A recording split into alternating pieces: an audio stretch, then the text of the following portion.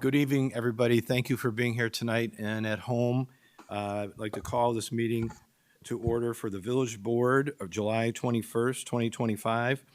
And we have one very, very, very important piece of business to take care of before we can do anything, and that is I get the privilege of swearing in our new village clerk, Magdalena Mateo. Mayor, we do need to call roll first. Well, it's not on. No, it's after that on my agenda there. Don't mean to correct the attorneys in the room, but you should call roll first. should we call the roll Yeah. by the clerk that's not a clerk yet? It's fine. Someone else can call the roll just to convene the meeting, Mayor. So. Okay. Maggie, would you please call the roll first? Trustee Zyck, Here. Trustee Manganaro, Here. Trustee Schwingbeck, Here. Trustee Shirley, Here. Trustee LaBedz, Here. Trustee Santa Maria, Here. Trustee Bertucci, Here. Trustee Dunnington, President Tinaglia. Here. And the pledge then before or after? You do it right now, it's fine. So What's that? if you're ready to swear in our new clerk, let's do it. Do it. All right. Okay. Maggie, come on up.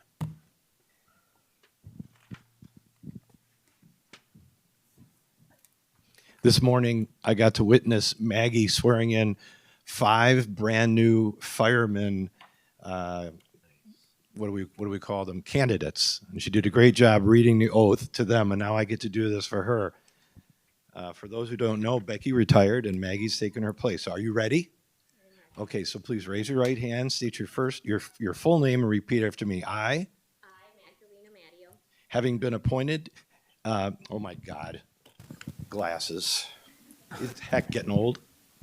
Having been appointed to the office of village clerk having been appointed to office of village clerk in the village of Arlington Heights, in the village of Arlington Heights, into the county of Cook, into the county of Cook, do solemnly swear and affirm do solemnly swear and affirm that I will support the Constitution of the United States that I will support the Constitution of the United States and the Constitution of the State of Illinois, and the Constitution of the State of Illinois, and that I will faithfully discharge the duties and that I will faithfully discharge the duties of the office according to the best of my ability. of the office to the best of my abilities. Very good. Congratulations.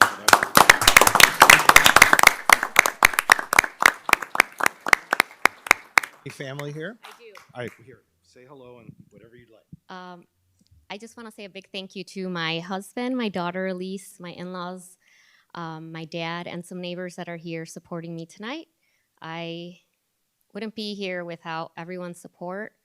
And yeah, just thank you. I'm excited, and I look forward to serving this village.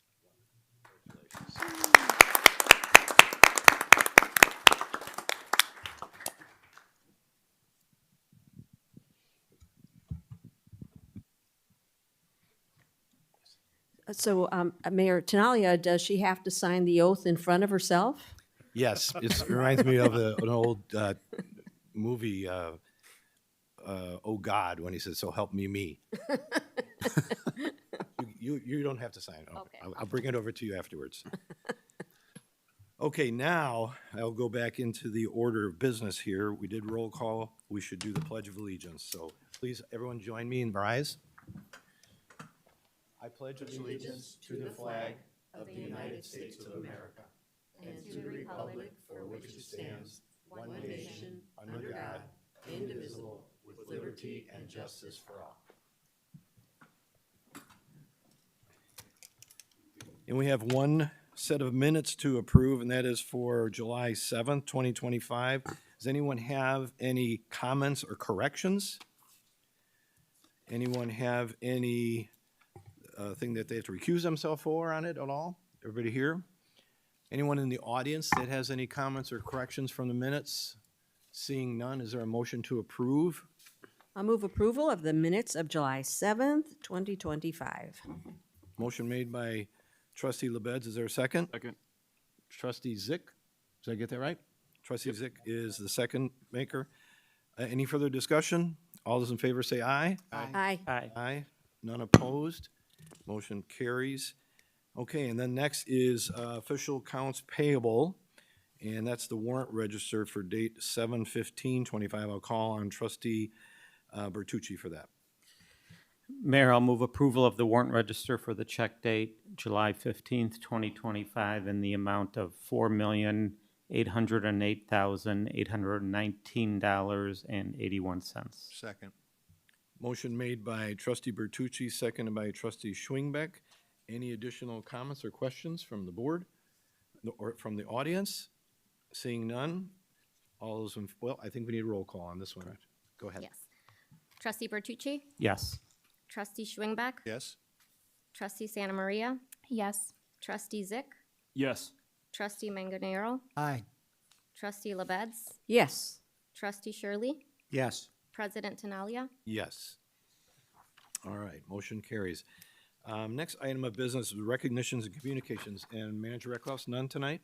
Nothing this evening. Okay. And therefore, then we'll go to public hearings, and I have something to read here. So I hereby call to order the second public hearing concerning the village's 2025-2029 draft consolidated plan, including the draft 2025 annual action plan and community development block grant budget. Notice of this public hearing has been published in the Daily Herald on June 26, 2025, in accordance with federal law. Will the clerk please call the roll? Trustee Santa Maria? Sorry, Maggie. I'm actually just out of abundance of caution. I'm going to recuse myself from anything about with the plan. Trustee Shirley? Yes. Trustee Manganaro? Here. Trustee Schwingbeck? Yes. Trustee LaBedz? Yes. Trustee Zyck? Yes. Trustee Bertucci? Here. President Tinaglia? Yes.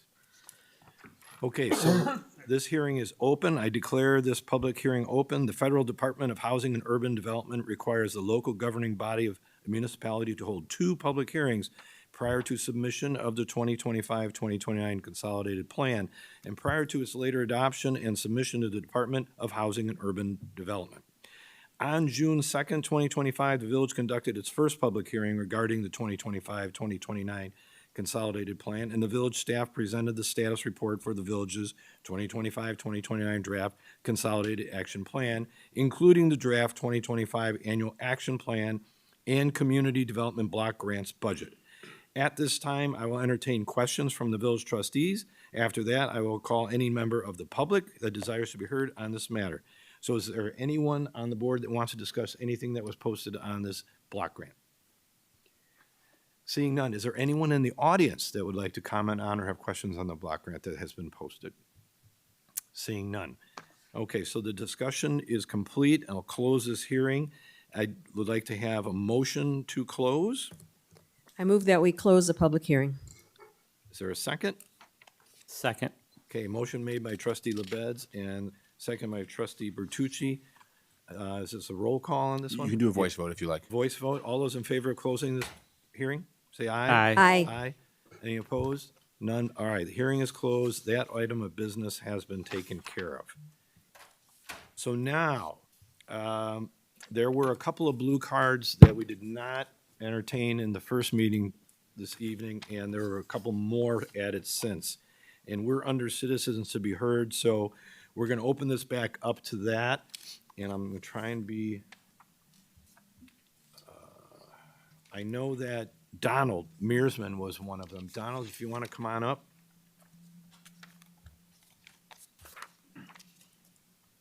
Hello, my name is Donald Mearsman. I've lived in Arlington Heights for 43 years. At the last trustee meeting, I requested the release of the economic impact analysis of the McCaskey development at the former racetrack that was commissioned by them. Today, I respectfully request the release of the economic impact analysis of the McCaskey development commissioned and paid for by the Village of Arlington Heights. Taxpayers deserve to be informed about the potential consequences of public support for a private business.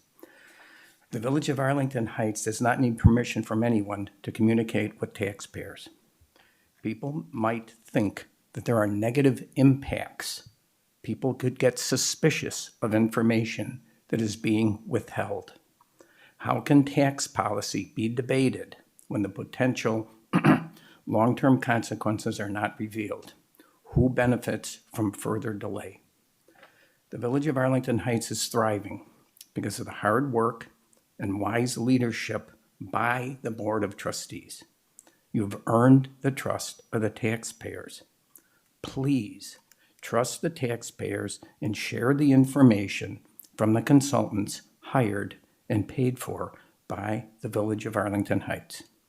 Mayor Tinaglia, you are the Village of Arlington Heights CEO. Can you please tell the public when the report will be released? Thank you. Thank you, Donald. And that is really a good point that you bring up, and I want to make sure everybody hears what I have to say about this, and then I'm going to give our village manager, Recklaus, a moment as well. And if I say something inaccurate, please correct me. Number one, we have some preliminary reports that have been submitted by the Bears. We've also had some work done on our side to review some of that work. It is all still very preliminary and some of it not very clear. I think there's plenty of work to do yet to get it to a point where it's understandable, reasonable, correct even. And then lastly, on that, the point that should be noted, the taxpayers of Arlington Heights, me, you, all of us in this room included, are not paying for this. This was not something that is sponsored by our backs. The Bears, the McCaskies, however you want to put it, they have put together a, what kind of fund do we call that? Escrow fund that they paid for. And they donated how many $1,000s into that? Not donated, but contributed. They do it on an ongoing basis as needed. On an ongoing basis as needed to help pay for our consultants that will be needed to review what their consultants put together. So far, that's how this has been working. Randy, if you have something else you want to add? Sure. The only thing I would add is I think, to respond to Mr. Mearsman and other questions that there may be, the intention is certainly to release those studies prior to any decision making that's made and, in advance so that it can be considered as part of any public discourse. As noted, the documents that we have so far are draft, preliminary, works in progress. This is an iterative process, as we've said all along, where we compare assumptions, we compare the scope of these things, and this is being developed over time. To release anything that's being done now wouldn't make a lot of sense because it's not in the final form and it wouldn't necessarily mean anything to anybody. What we want to release is something that reflects the final concept and what we're actually going to be looking at and considering in the future. So, but it is a work in progress. We very much intend to release those documents when the time is right. Thank you. And truly, there is absolutely no interest from me, staff, or I'm certain anyone on this board withholding anything. When it's correct and legible and reasonable, everyone will have a chance to see this. Trustee Bertucci. So again, let me ask a question just for clarity, and it almost sounds like a repeat of what everybody's saying, but what I'm hearing you say is it is not in final form. It's Correct. not a final copy. Okay, because we write reports, obviously, in my business, and knowing that sometimes there was a misunderstanding on assumptions, or that whenever you budget out or try to show something into the future, there's always assumptions that need to be made, and sometimes those assumptions are just not the right assumptions, or various other factors that can come into play, or something, even they were the right assumptions that you could project out and say, well, that didn't work out very well, and we know we're not going to use that assumption for sure. So is that what you're experiencing, Randy? Absolutely, Trustee Bertucci. Like I said, this is an iterative process where we're coming up with different concepts, bouncing them off each other. And, some of the branches you go down end up not being ones that you want to go down by choice, because you say, okay, as you said, that one doesn't work, let's try something else. And so this is the type of discussion that's being, that's taking place right now. Okay, thank you, Randy. Anyone else? Okay. The next person I have is Karen Doran.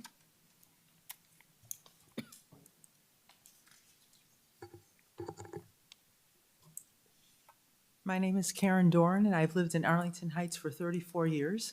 I read an article in the Tribune the other day where it said that village of Elk Grove and Itasca were debating on some laws regarding like these e-bikes and scooters.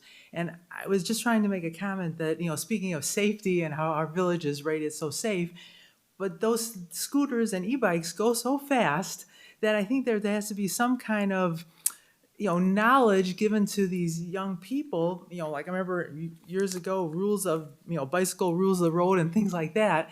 Maybe when school comes up that they need to be taught, how to safely navigate with these things. I mean, I live like, my driveway is the first driveway around a corner, and, you look this way, no one's there. You look this way, and the next second, there's that boy around the corner with that scooter going so fast, and they don't have helmets or anything. And I'm just thinking that those things are a little bit of a danger. And then some of the ones that they say go up to like 30 miles an hour, and you see them, you ride on on the sidewalk and everything, and it just doesn't seem like a safe thing. So I don't know if there's anything that be a discussion on that, but that was my concern of safety. Thank you. Thanks, Karen, and you're exactly on target. That is something that this entire board and our village staff are talking about already. We are among good company in a number of other villages who are experiencing the same challenges. So it will be something we'll be talking about and handling soon. Thank you. Next is Savina. I'm going to butcher this. Fichuk? Did I do okay? Oh, okay. Good evening, Board of Trustees. My name is Savina. I'm a resident and business owner here in Arlington Heights, and I have begun researching an issue I believe is rapidly becoming a challenge, not just nationally, but here in our own community. We currently have a homeless encampment forming off of Northwest Highway in the heart of our downtown. And what began as a single person occupying a public bench has gradually grown, both in terms of people and the volume of personal belongings, garbage bags, foldable chairs, and makeshift furniture. While I approach this with compassion and concern for the individuals involved, I'm sounding the alarm that this is a systemic issue. It requires a proactive rather than passive response. We cannot simply hope it resolves itself, nor can we normalize and accommodate behavior that isn't ultimately helping these individuals in the long run.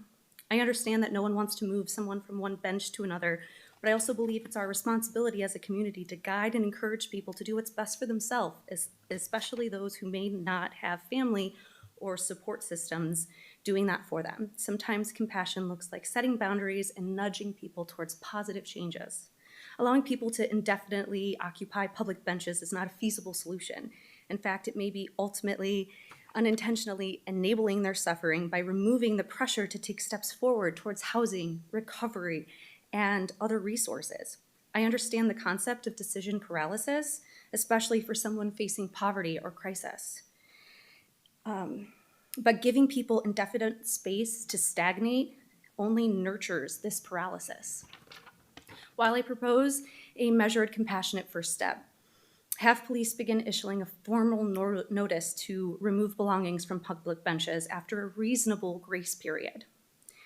And yes, if these individuals choose to relocate elsewhere, that's within their right. But by taking action here, we reinforce the idea that Arlington Heights is a place that encourages dignity and forward movement, not resignation and neglect. Other Illinois towns have already implemented a framework for this. For example, Round Lake has passed an ordinance 25-0-17, June of this past year, 2025, by creating a public camping section of the chapter 9.32 in their municipal code. Arlington Heights could follow suit and formally adopt the Illinois Municipal League's model ordinance banning camping and prolonged occupation of benches, sidewalks, or parks. We already have strong rules in place for our Park District Ordinance number 260. This bans sleeping in parks or the use of tents, chairs, or other structures without authorization. Let's mirror that standard for our broader city and village code for the downtown and public sidewalks. Let's not wait until this situation becomes unmanageable. Let's be proactive now by pairing reasonable boundaries with social services so we can protect our public spaces while nurturing these individuals towards positive changes in their lives. Thank you for your time and consideration. Thank you, Savina. You may have missed it just before this meeting started. We had a pretty long talk about this, but there will be more.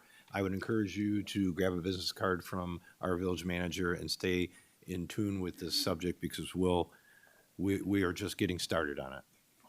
Okay, thank you for your input. Thank you. And then last is Christina Maltese. Did I have that right?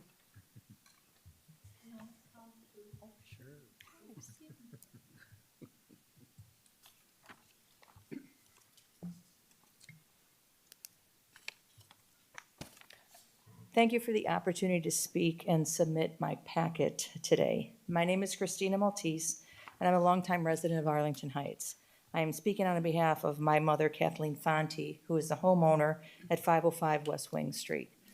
I am here to respectfully request that the Village of Arlington Heights adopt an emergency city ordinance regulating backyard beekeeping in residential areas. I live next door to a homeowner who maintains 4 active beehives on a residential lot. These bees have stung, swarmed, and attacked each member of our household and multiple guests on the property. We've spoken to these neighbors numerous times regarding the swarms and attack on our persons. They are aware we have 2 disabled people in our houses and an elderly mother. I have enclosed a longer explanation of their responses in the packets. I have spoken to the village numerous times and was told that there is no ordinance in place for the maintenance or owner responsibility of honeybee hives. Each time I'm referred to the Illinois Department of Agriculture for further assistance. In April 2024, my disabled brother was attacked by a large swarm of bees. I contacted the Illinois Department of Agriculture and started a case with Miss Brittany Buckles, the state beekeeper. On July 10th of this year, at 3:30 p.m., my mother was swarmed and stung in the head by the honeybees. There's photos in your packets.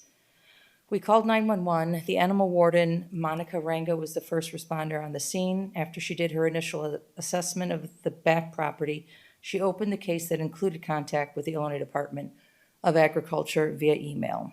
My mother was taken to the emergency room, treated, has had doctor follow-up visits, given antibiotics from this attack. The Department of Agriculture came on July 17th to inspect the neighbors' hives, took samples, and we are waiting to see if they are Africanized. I spoke to the village manager, Randy Reckless, regarding this issue, and he asked I write down this story, provide as much information that I can, and bring this to the village trustees on Monday. He also suggested that I find out ordinance of surrounding suburbs for their ordinances on maintaining honeybee hives. I spoke on Friday to 8 villages on the phone. Each village has strict ordinance and on lot size allowances, flyaway barriers, fencing, etc., all owning honeybee hives. This is simply for public safety. I task up Prospect Heights, Mount Prospect, and Des Plaines have banned honeybee hives, keeping it all together. They won't allow it at all. Arlington Heights does have some responsible honeybee keepers. The Rolling Green Golf Country Club has successfully hosted 10 honeybee hives that are thriving on 71 acres of land and are proud members of the Cook-DuPage Beekeepers Association. We are asking the village to urgently provide an ordinance to allow us to simply sit in our backyard, anywhere on our property actually, without honeybee attacks. We are asking if honeybee hive, it's such a tongue twister. Honeybee hive owners are allowed to raise on a residential property, then they have to have strict guidelines in place for our safety and the public safety as well as being. Thank you very much. If there's any more information I can provide you, please let me know. You have all my information in the packet. Thank you, Christina. Thank you. That's very interesting. I appreciate you bringing it forward here to all of us, and I'm certain that our village manager and I will do some digging in here. Appreciate it. Thank you. Thank you. Thank you so much. Thank you. Is there anyone else that has been overlooked? I see one hand in the back. Come on up. We're still in citizens to be heard, and so I'll just remind you, I know you've spoken before. We'll give 3 minutes. Go right ahead. Assalamu alaikum. Peace be upon you. My name is Yusuf. I am here to hopefully clear a few misconceptions in hopes of us becoming less divided than we are today. I humbly ask you to please hear me till the end before judging or drawing any conclusions. If you are a Christian, you might say that Jesus, peace be upon him, is your God, who is not God of the Muslims. Well, how about considering the verse from Gospel of John, chapter 5, verse 30, where Jesus, peace be upon him, says in red letter, I can of my own self do nothing. With all due respect, if Jesus, peace be upon him, as you say, is God, then how can he say that he can of himself do nothing? You might say that Jesus, peace be upon him, is a God 3 in 1 because you believe in Trinity, whereas Muslims do not. Well, in case you're not aware, the word Trinity is not mentioned anywhere in the Bible. You might say Excuse the me, reason... can I ask our legal if allowing a religious reading from religious context as we're experiencing here, if that's appropriate in a forum like this? Public comment is intended for matters concerning the public affairs of the village. I think how one defines, I don't know if we have a formal policy that defines that with any specificity. But What, sir, if I can ask you, I'm going to stop the clock on you here so you don't lose your time here. What is your goal exactly in bringing in the Bible verses and the Quran verses? Tell me, or Muslim verses. What are you trying to accomplish? Just help get us united to a common purpose. Well, I think you could say that in your own words. Maybe choose your own words. I don't know that you need to recite, different phrases and things like that. Tell us about you. Tell us about what you believe and how can we get along better. Go ahead. So I am, the reason I'm quoting the Bible verse in this particular case and the Holy Quran verse is so that it is not purely my words. I want to support. I want to use the scripture to support my claim. But you understand, it sounds like you're preaching, and what you really are trying to do is not preach. You want commonality and brotherhood. So yes. Tell me about that from your own heart. So that's what I'm trying to. This is the reason why I don't think it's doing you good enough justice. I think you can do better on your own. Is what I'm saying. Thank you, but if you give me the opportunity to present at least what I have, then. But you were here a couple of weeks ago, and you read something very similar, right? Yes, but it was different. Similar but different. Okay, I'm going to challenge you. Because I like you, and I want you to come and speak peacefully and make great things happen. But would you do me a favor and come another day and just speak from your heart? Speak. This is from my heart. But no, you're reading. I mean, I took some time to write this so that I can deliver it, so it is from my heart. But I also want to make it relatable to both the Christianity and Islam. And, we understand. We understand. So that's the reason why I am trying to. I just don't want to turn this into a church proceeding. That's all. And I appreciate Trustee Bertucci's comment on it. But again, come another time and share differently, if you can. Okay. I appreciate it. Okay. Thank you. Thank you. Is there anyone else that I've overlooked here? To go ahead and speak under citizens to be heard. Seeing as none, I guess we'll call that portion of the meeting complete, and we're going to move on to the consent agenda. The consent agenda is a list of items that will be voted on at one time. Is there anyone that wants, from the board here, that wants anything removed and voted on separately? Is there anyone that wants to vote no or pass on any items of the consent agenda? Is there anyone from the audience that would like to ask one of the trustees to remove an item from the consent agenda? All right, seeing none, is there someone on the board who'd like to make a motion for the consent agenda? I move approval of the consent agenda. Second. Motion made by Trustee LaBedz, seconded by Trustee Santa Maria. Any further discussion? We'll take a roll call vote on this. Trustee LaBedz? Yes. Trustee Santa Maria? Yes. Trustee Schwingbeck? yes. Trustee Bertucci? Yes. Trustee Shirley? Yes. Trustee Zyck? Yes. Trustee Manganaro? Aye. President Tinaglia? Yes. Okay, motion carries. And then under new business, Randy, one more time on this 2025-2029 consolidated plan adoption, what needs to be done at this point? Sure, we're just looking for a motion to formally adopt the 2025-29 consolidated plan as outlined in the agenda, as was discussed at the last meeting. Okay, is so motion made from someone? I will make a motion to adopt the 2025-2029 consolidated plan and to direct staff to transmit the plan to the Department of Housing and Urban Development, HUD, for review and approval. Motion made by trustee LaBedz, seconded by trustee Manganaro. Any further discussion? I think we need a roll call vote on this again, don't we? No? You could do roll call or voice vote. You're fine. Well, I want to give her some. You can do a roll call vote. It's your, can do a roll call vote, Mayor. Absolutely. Let's do roll call vote. Trustee LaBedz. Yes.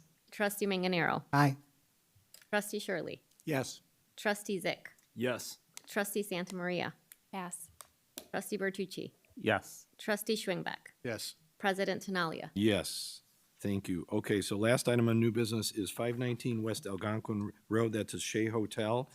And is the petitioner here?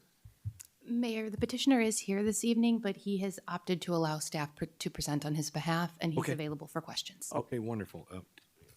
Christina is here also. Yeah, Christina and James are both here. I see, and their consultants here too. But staff, you want to go first? Yes, if I may. Okay, please do. That's what the petitioners requested. That's per the petitioner's request. I think that's a wise choice. Let's go ahead, staff. All right. This evening before you is a request for a land use variation and two other variations related to the Chez Hotel property at 519 West Algonquin Road. The property is approximately 2.6 acres. It is currently zoned M2, which is our limited manufacturing district, and it's designated in the comp plan for R&D, manufacturing and warehouse uses. The current use, as I'm sure you're familiar with, is currently a hotel and a banquet hall. And you see under the requested action the three different variations they're seeking this evening related to the land use, the number of parking spaces, and the requirement to submit a traffic study. This is an aerial of the site located off of Algonquin Road. And then there is some background to this project, which I'm aware that some of the trustees are familiar with and some of you may not be. In 2000, the village did grant a land use variation to approve a banquet hall in the M2 district, as that's not typically allowed. In 2018, the board granted a further land use variation to approve a hotel to be added to the banquet hall. So there was an addition that was constructed immediately adjacent to that banquet hall. In 2019, that land use variation was amended to allow for what is referenced as a rooftop amenity. And at the time, that amenity was proposed as an unenclosed amenity. There was concern on the part of staff related to the parking, the ability to park this particular use on the site. And because the site was unable to meet the parking requirements in the village code, there were two conditions that were placed on the approval for that rooftop amenity. And those you see on the screen, those included that the space could only be available to hotel patrons and their guests, that it could not be open to the general public, and that in addition to that, the space had to be privately booked for events while the banquet hall remained unused. Again, because it was concerned about there being enough parking if all of the different uses on that property were in use at the same time. The hotel, as it exists today, has been in operation for about a year, and they are now seeking to open that sixth-floor amenity space to the general public in the form of a full-service restaurant. Because that would violate those two previously approved conditions, they are before you this evening to request a new land use variation to allow that restaurant.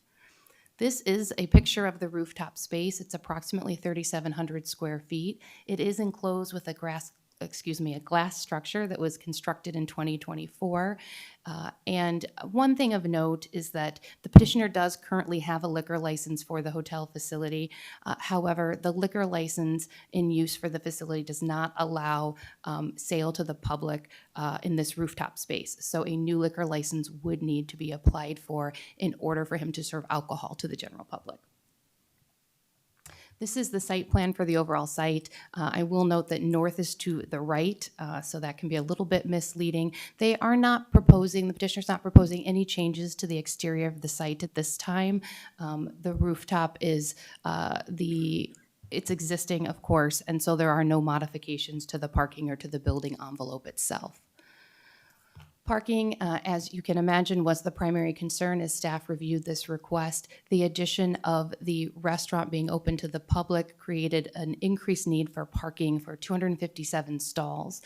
Given the existing stalls on the site, there is quite a deficit of 86 spaces. So the petitioner is requesting a variation from that. They did do a very a detailed parking study to anticipate the demand of the different uses at different times during the day. While our village code requires a higher number of spaces, their parking study indicated that their max demand, their peak demand would be 224 spaces. Staff, in reviewing that detailed study, felt that that was a reasonable number of spaces, and so we are amenable to basing their parking requirement and thus their requested zoning relief on that 224 spaces, provided that they are able to secure 54 off-site spaces. They have entered into agreements with adjacent property owners, which we'll review on the next slide, but part of their proposed parking management plan includes a valet plan. And the area you see in green, which is along the southern portion of the site, so I apologize, that's a typo in that first bullet point, is the area where they would be potentially parking valet if they need it. They don't necessarily anticipate using valet every day. It would be based on overall need and the different events that are scheduled at any given time. But that area in the green would be the preferred place for them to park valet cars. And this particular approval, as it's currently proposed, would allow them to also park valet cars within that drive aisle. So normally, obviously, cars need to be parked in striped parking spaces, but under this proposal, they would be able to park some additional cars in that parking aisle. The agreements that they have entered into with the adjacent property owners include Bright-O-Matic, which is the property to the south. Bright-O-Matic has agreed to allow them to use 20 spaces, and the Hand Therapy Center to the east has agreed to allow them to use up to 120 spaces, which is well more than they need to under the code requirement and under their peak demand study. So staff feels that what they have secured off-site is sufficient. We do have concerns about those agreements potentially expiring, so you will see a condition related to that. But overall, we are satisfied that the petitioner has met our concerns regarding ability to park all of the uses on the site. The Plan Commission did consider this request and did unanimously recommend approval of the request, subject to a number of conditions. The first three conditions that you see there were requesting the petitioner make some revisions to the plans and submit some additional information before coming to the board. All of that has been satisfied at this point.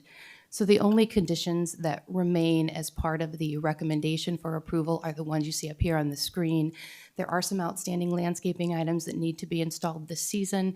We would like to see those installed. In addition, as I mentioned, we'd like to see the petitioner maintain those off-site parking agreements. And then note that while they could use any spot on the site for valet parking, cars need to be parked in designated parking stalls with the exception of that valet area to the south. And then that last condition, of course, is our standard condition for all approvals. So the motion before the board this evening is to direct staff and the village attorney to prepare final documents granting the zoning relief that's requested and subject to those conditions I just reviewed. Thank you. Okay, thank you, Emily. Is there anything that the petitioner wants to share about this? And I'm not suggesting that you do. I'm just asking. I have to give you the courtesy of whether or not you want to add to or comment on anything that staff presented. Comfortable as it is right now? Okay. I'm sorry? Any questions that you have? Well, we're going to go there now. At the board level here, do we have any questions for staff or the petitioner on this project? Trustee Schwingbeck? Thank you, Mayor. So it has been about a year since I've been up there during the grand opening. That rooftop, maybe the petitioner or Emily, you can ask this question. I remember the rooftop when we were up there because there was a small banquet hall, but the rooftop was totally open. It wasn't enclosed. Have they now enclosed it? It is fully enclosed. They submitted back in 2024 for a building permit to enclose it. I believe in reviewing the plans, they contemplated enclosing it as far back as late 2018, 2019. We have some plans with those dates. They didn't formally submit for a building permit to do that, and they didn't formally construct it until 2024. Okay, so it is enclosed now. I thought it was a beautiful space while it was all wide open, so I guess the parking too, not being, right now, public can't go up there. But have there been any issues at all with parking with just hotel residents? So I think the petitioner has repeatedly addressed this issue in some of the other commission meetings and indicated that they do not feel they have a parking concern. They do not feel they even need the number of spaces that we're requiring. Staff is not aware that there have been any parking issues. I'm not aware that we've received any complaints about parking. Of course, we're just trying to fulfill the objective of meeting the code and securing as much parking as we can for the site, but I don't believe it's been a problem to date. Well, and when I look at parking, when you look at some of the other places around town that might share a parking lot with other businesses, I'm assuming if all of a sudden there becomes a big parking issue here, people are going to turn around and leave the parking lot. I mean, if they can't find a place to park, they're not going to want to go up to the rooftop. I would generally agree with that. I think to a large extent that is controlled by the market and individuals' experience. Staff did want to ensure that the village was protected from potential parking issues, and thus you'll see condition number 6. I realize there's a lot of text up there, but essentially provides the village the unilateral ability to require additional parking be provided or more robust parking agreements be provided should we deem that there is a problem. And there really isn't anything around there where people could go park to go up and enjoy this space, is there? I mean, it's all private property around there.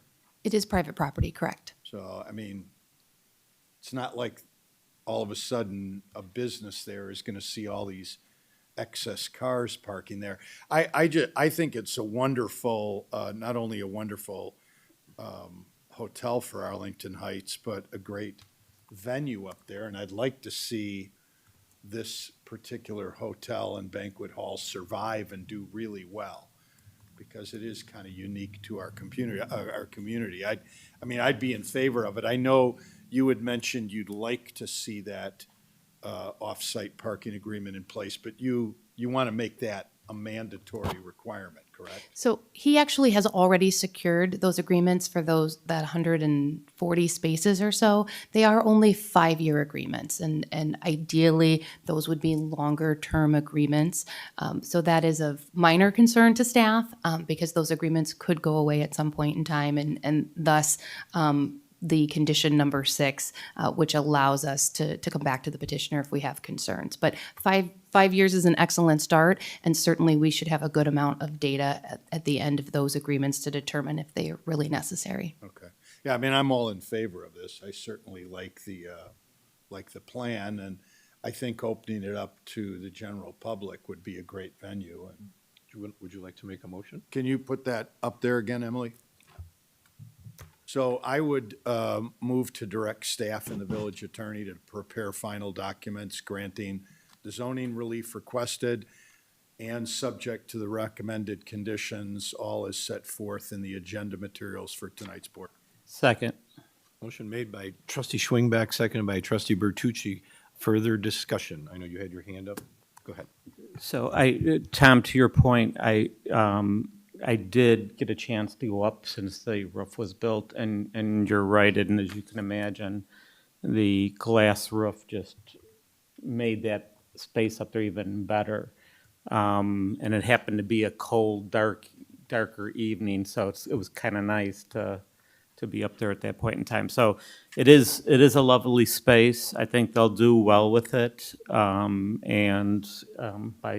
you saw by seconding the motion, I'm all in favor. Very good. Carina? No? I Yes? just wanted to say I was there at an event in April and it was beautiful. I did have a problem finding parking though. So I am excited that we have number 6. as an option, but it was a pretty big event, but it's a beautiful space and I'm looking forward to seeing the rooftop.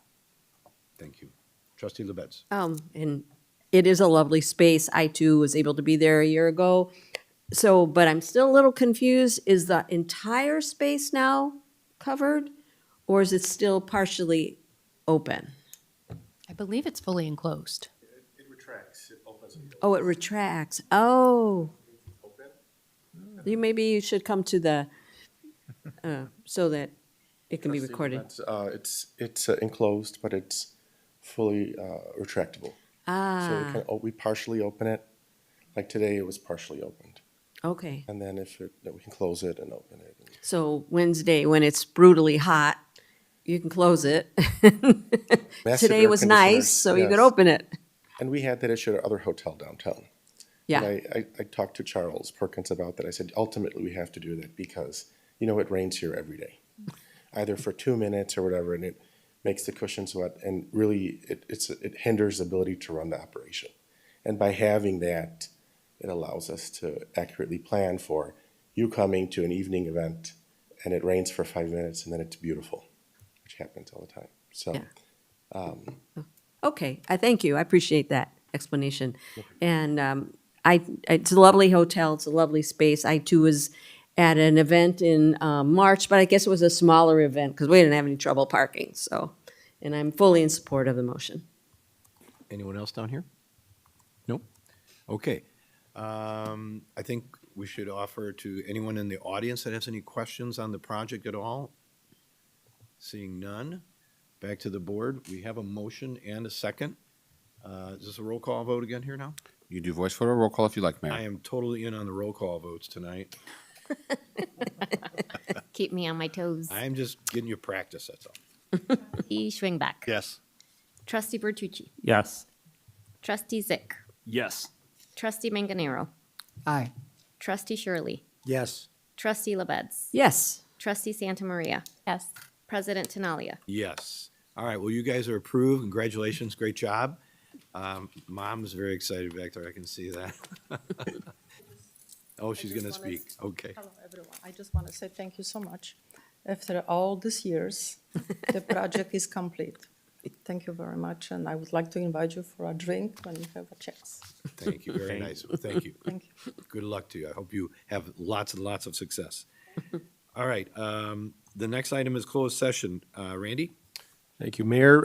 Staff would respectfully request that the board enter into closed session per 5 ILCS 120/2C11 litigation when an action against, affecting, or on behalf of the village has been filed and is pending before a court or administrative tribunal, or when the board finds that an action is probable or imminent. And 5 ILCS 120/2C21, discussion of minutes lawfully closed, whether for the purposes of approval of the minutes or the semi-annual review of the minutes.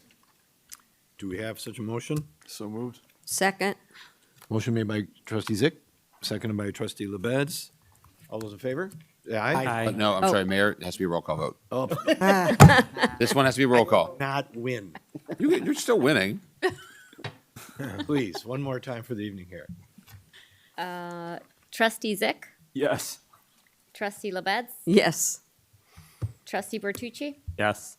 Trustee Schwingbeck. Yes. Trustee Santa Maria. Yes. Trustee Manganaro. Aye. Trustee Shirley. Yes. President Tinaglia. Yes.